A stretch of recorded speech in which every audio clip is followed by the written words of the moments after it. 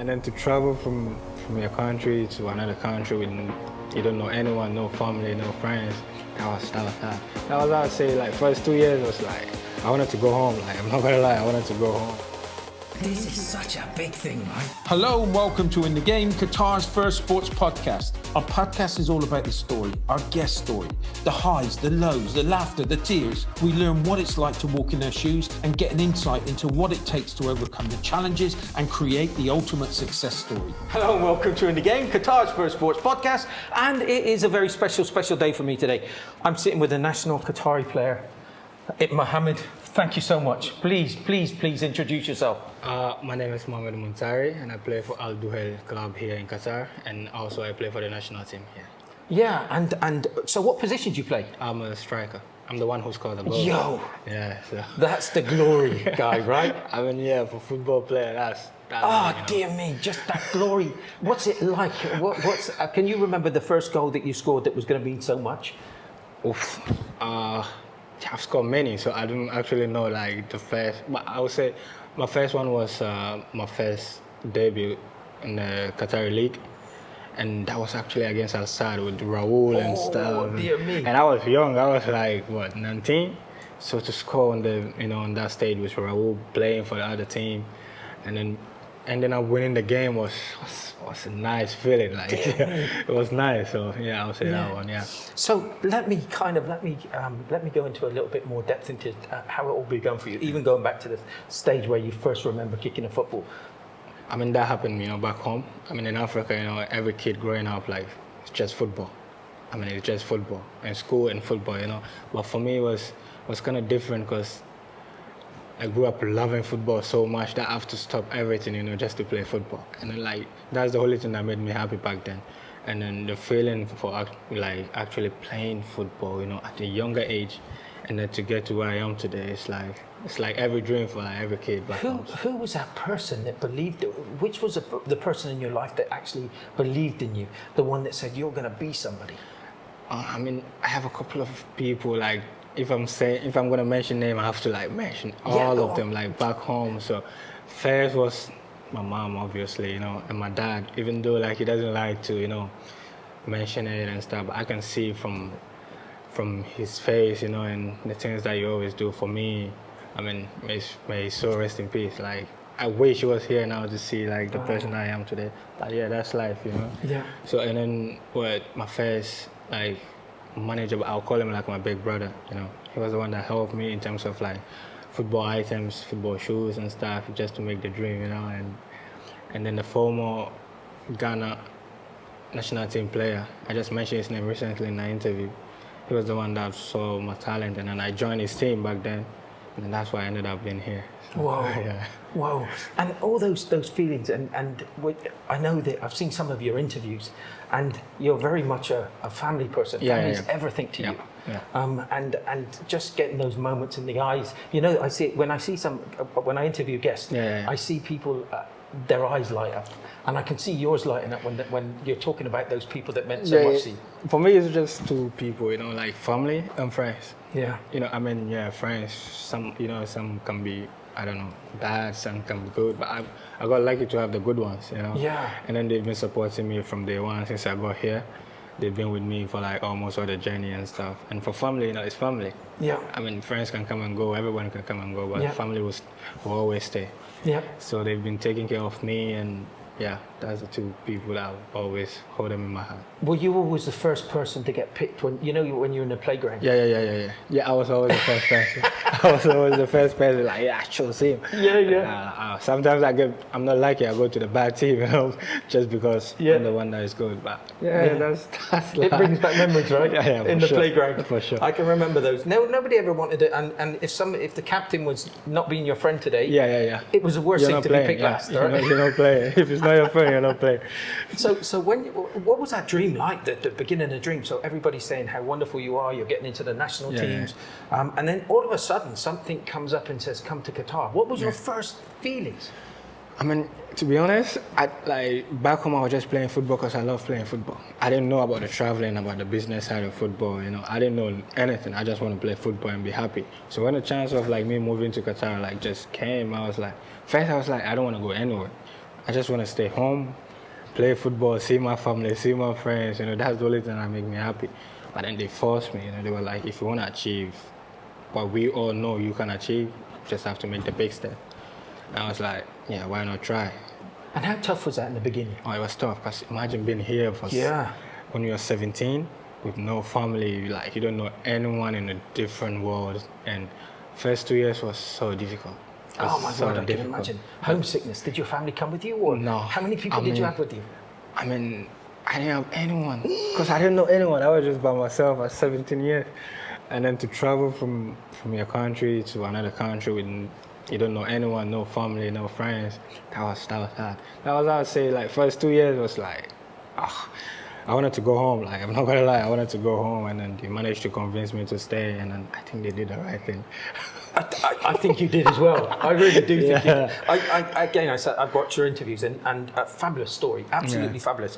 But when you came here, how much did it affect your play when you first came here? Yeah, when I first came here, because the pitch was nice. Back home, we just playing on a rough pitch, and so here, like, seeing the pitches, and sometimes it affects you as a player, because you're not used to that pitch, that smooth pitch, the ball moving like fast and stuff. But you just have to adapt. That's what I did. Duhail Football Club. I brought students in 2019. Yeah. And literally, we went out on the pitch, and that was a perfect pitch. That's every footballer's dream. Like, the pitches here in Qatar, that's every footballer's dream. To have that nice pitch and to get to, like, showcase your talents and stuff. Yeah, that's How long beautiful. did it take you to adjust? As a proper footballer, it just take a month. Like, a proper footballer knows, like, what he's supposed to do, but sometimes you get mixed up with the pitches and stuff. I just take a month or two, and then we're You good went to for go. a spell with Duhail where you were winning everything. Yeah. That must have been fantastic. That's the glory days. Yeah. I mean, we still miss that, but it's gonna come back. And I'm sorry to say this, I didn't do the research on this, and I do apologise, but I went to Altamama, not Tamama, the one at Wakra. Oh, yeah. Were you playing in that one?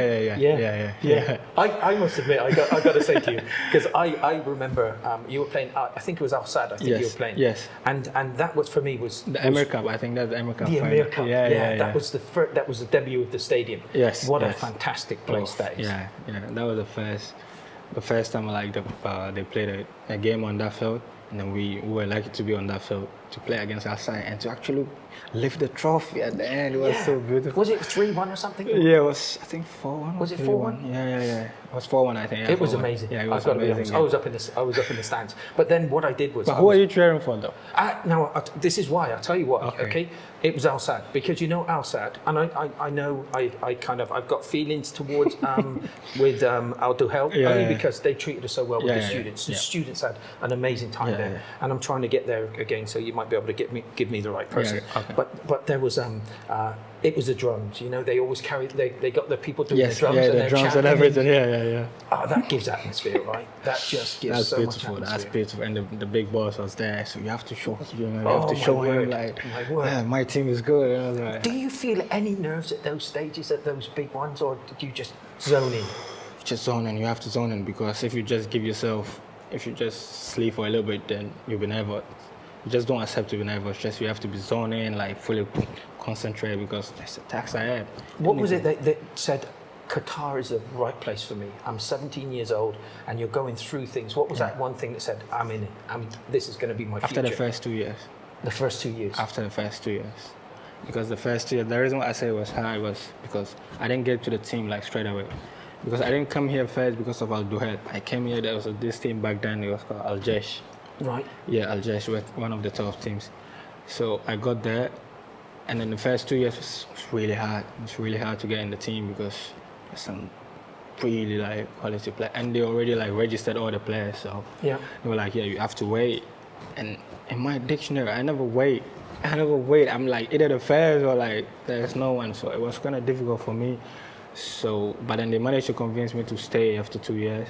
Everything will be all right. And then Yeah. and then everything changes at that point. So that's when I was like, yeah. And when did you feel your status going up? When was that because you must have felt something, Yeah. the wave. Yeah, just after that 2 years. I started growing, like mentally, physically, I start growing in terms of my footballing style and, learning stuff. I start growing. So that after that 2 years, when I was like 19 going to 20, that's when everything changes. Yeah. So when did this whole thing started coming in where they said, do you want to become a Qatari player? That was through that phase, 19, 20. So that was through that because they saw something in me that they were like, oh, we need you to play for our country. And I don't know many people back home, like, if I say back home, it's Ghana. We always talk about, I chose Qatar. No one even knows my story back home. So there's no selling out my country or like something. I chose what's right for me. Yeah. Which I think everyone in my position will do. Look, I think in our lives, and I must admit, and they just told us earlier not to wave my hands around, and I want to wave them around so much, is that true? You were in a position, you came here when you were 17 years old, you left everybody in your own country in Ghana, and it's like you were only thinking about your family. Yes. That was the main thing. When I see your interviews, you were only talking about your family. Yeah. It wasn't a thought on whether people asked you whether it was a monetary thing. It wasn't that with you. You can see it wasn't that with you. It's all about the decisions you were making to change your parents' lives. And why, I don't understand why people don't see that. And then all of a sudden I hear the other stuff where they say, where you look up and you say, Qatar gave me so much. Yeah. What was that like? What? If I say Qatar gave me that much, was because they gave me opportunity to be like who I am today, to play football on the highest level, to experience stuff, to take care of my people, to make sure like everyone around me is okay, just because I'm playing for them and not because of money or some financial thing, or just because now I'm one of their own. And that's why I love this country so much. You know something, I've been here 12 years. Yeah. And I help startups and individuals that want to do some great things in business. Yeah. And people don't understand that. So I wish I could work with, I literally wish I could, that money wasn't involved. Because I'd still be doing exactly what I'm doing right now. Yes. I'm doing exactly the same. Yes. But that when those things, what was those difficult decisions? Was it a difficult decision, or was it you saying, okay, let's go? No, it was never. It was not that difficult. Yeah. It's not that difficult. And the funny thing is, I didn't even need to call my parents or like my family to be like, oh, this what is brought to me, and then because I know what they are gonna say. Yeah. I know what they are going to say. So I just took it, and then later I'm like, this what happened, and we're like, yeah, you were stupid not to even take this. Yeah, I was like, yeah, I know, like you guys will support me, and then, so I just went for it. I must admit, Qatar has given me so much it's untrue, and I know that you said about the and I tell this to people on a daily basis about the kind of things that are great here, education, medical. You had a tough injury, right? Yes, yeah, my knee, and then it was the scariest injury in my footballing career because it's a place where like the surgeries are not normal, to be done, on your leg, and to have it. One doctor actually told me like, that's it. I'm not gonna play again because it's not a usual place to have a surgery. So imagine like some doctor telling you this, so you just mess up your whole head and your whole mentality and stuff. And I know that there's going to be people out there, and I've just moved my hand again, but I know that there's people out there to not really understand what that really is. Not life-threatening, it's a career-ending injury. Yeah. How do you, and they're going to want to know, how did you pick yourself back up? How did you get through it? My friends, my family. Back again, friends, family. Back again, because pushing me every day. You can do it. You can do it. You can do this. I always go to my room. I'm alone. Yeah, when I come down, I'm with them. They push me. But when I go home, when I go to my room, sorry, it's different because then I start crying because I know what the doctor told me. Now I had an injury, blah, blah, blah. Yeah, I know my friends, my family, they'll always be there for me, supporting them. But for me, I know what's going on. And that was my dark days. So that's why I always say my friends, my family will always be the people that I will have in my heart for a very long time, like forever. Because if I see what they did to me, that's why I say it's not about the money. It's not about the money. It's not about the money. Just the people around you, what they do for you, and so yeah, just love my friends and my family. Can you remember back in 2010 when they pulled the? I was here then. Yeah. When they pulled the I'm in trouble again. where they say they pull the card out of Qatar. I remember the World Cup. Now look at this. Back then, 2010. Yeah.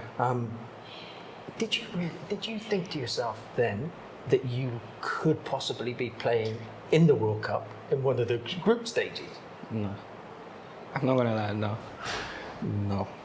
We just play football. Just play football. You never know what's gonna happen, so just go with it. And then to get a chance, I was like, wow, I'm actually gonna be. Do you have to pinch yourself? I'm actually gonna play the World Cup. Oh my word, I would be. So now it's coming. Where are we? We're May. Coming up to May. Yeah. November. You're going to be put up in lights and probably for the rest of. Wow, you're going to be going down in history. Let me say you are. Of course, from a Qatar perspective, and that's where people's got to realise you're going to be playing in the first Qatar team that got to the World Cup. World Cup. I'm doing it for my people. I'm representing my people. Yeah, I'm so happy. I'm so happy. I just can't wait for the World Cup to start because November is gonna fly. It's gonna fly. It's gonna fly. It is gonna fly. It's gonna fly. And what's the routine? When do you get back into training? When you've got a great coach, by the way. I can't wait. Yeah, get him on. Ask him to come on our show. Okay. I'll try my best. Yeah. If you're playing well and you say you're doing well, hey, come on to the podcast. I'll try my best. Yeah. So what's your kind of, what are you doing at the moment? What's your day So to now day? we are like on holidays. Yeah, we are on vacation, and then after that we have camp. So you're gonna be in camp. Are you keeping up with training at the moment? Yeah. You have to. Oh my word. Because you're gonna go back to training camp like heavy and stuff. Nah, there's no time for that. Yeah. Everybody have to be like in the shape and stuff. So when the big things start, you're ready to go.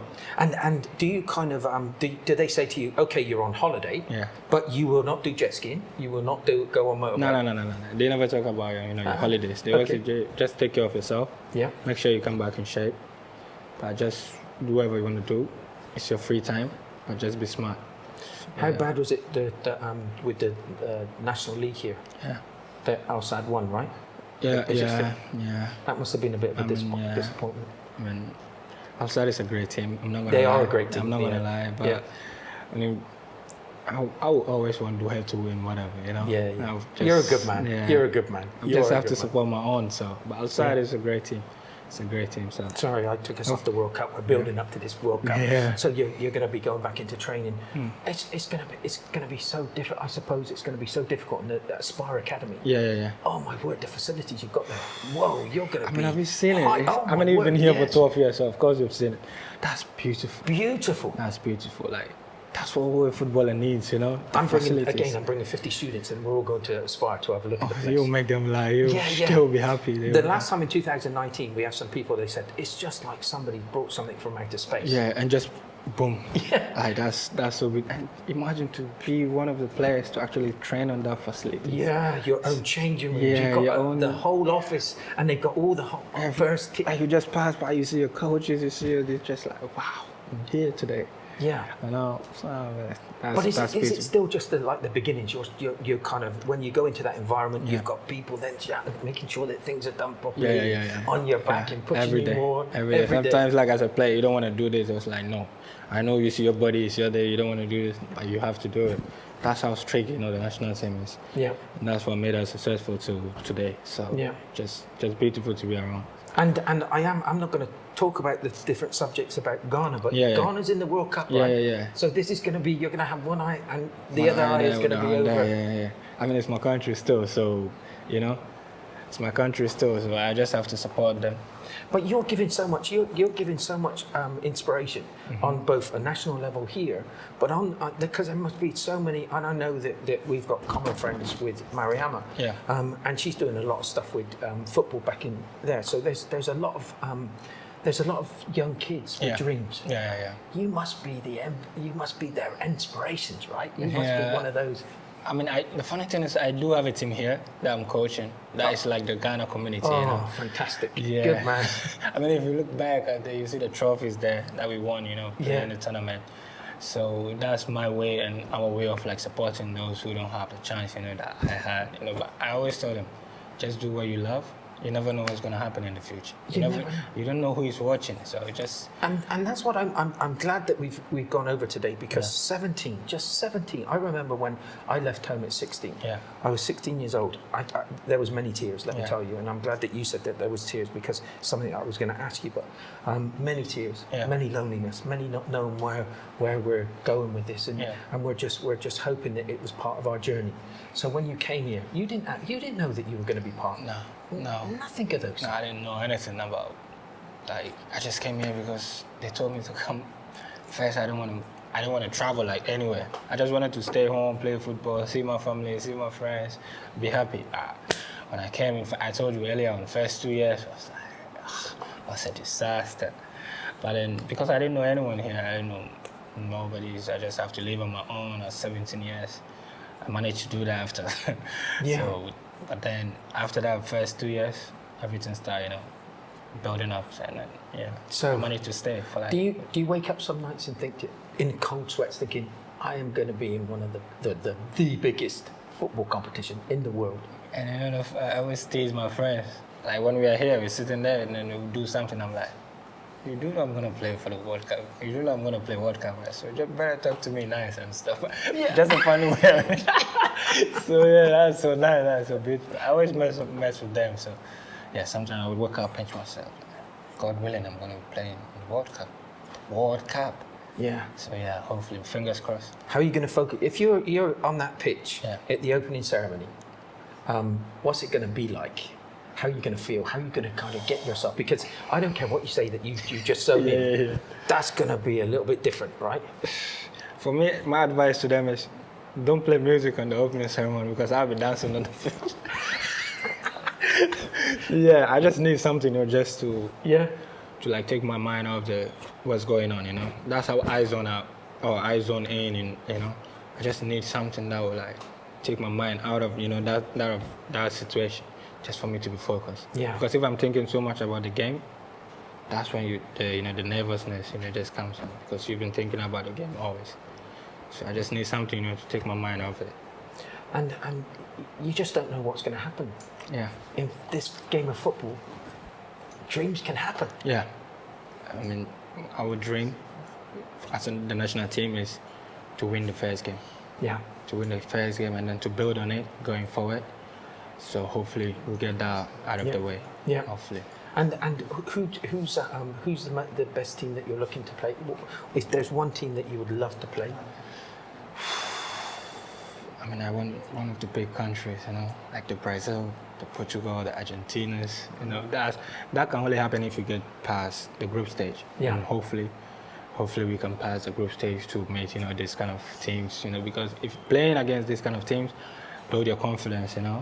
Build your confidence, give you experience. Who was your inspiration? Who's the one that you just look up to? My big brother.